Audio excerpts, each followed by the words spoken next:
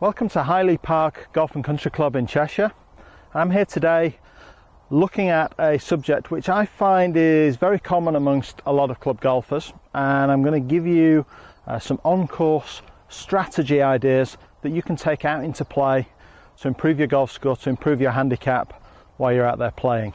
Now, one of the things I hear an awful lot of is players who say that they struggle when it comes to medal play and generally play much better in a Stableford format. I think there's a couple of reasons for that.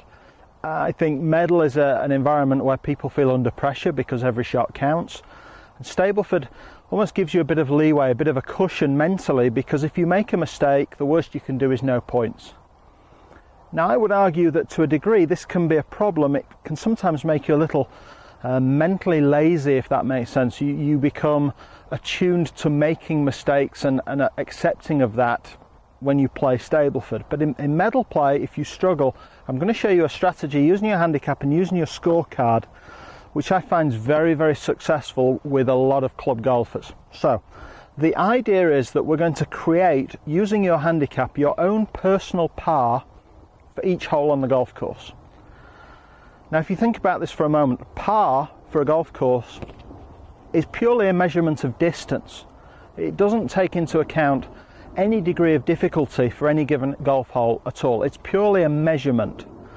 And I think that if you're out there playing off a mid-handicap, let's say you're 15 handicap, if you're out there playing and you're on any par 4, mentally that is saying to you, I need to be on the green in 2 so that I can 2-putt and try and make par that way. I'm going to try and change and shift your focus away from that thinking. Now, let's take the example of somebody who was 18 handicap. So using your scorecard, all you would do is you would take that 18 handicap and you would add them onto the par for each hole at the start of the round. So the first hole at HDiD is a par 5. We're going to change that for an 18 handicapper to a par 6. What we then do is we base our assumption on that you have a putting game which is good enough to 2-putt every green. So if we add a stroke to the par for an 18 handicapper, par 5 becomes a par 6.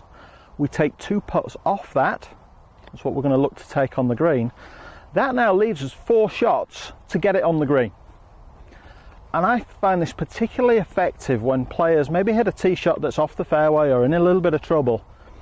I see an awful lot of players who get off the fairway or they get a long way away from the green, right on the limit of a shot that they're capable of, and they take the shot ahead of them using really a swing or a club which they absolutely have to hit the ultimate perfect shot to be successful with. It creates a lot of problems for me. You finish up taking one mistake and compounding that error into another mistake, and that's where we make double, triple bogeys or more on any given hole. Now in Stableford this is okay, we can get away with it, but if we want to improve our medal play, we have to develop a more consistent strategy.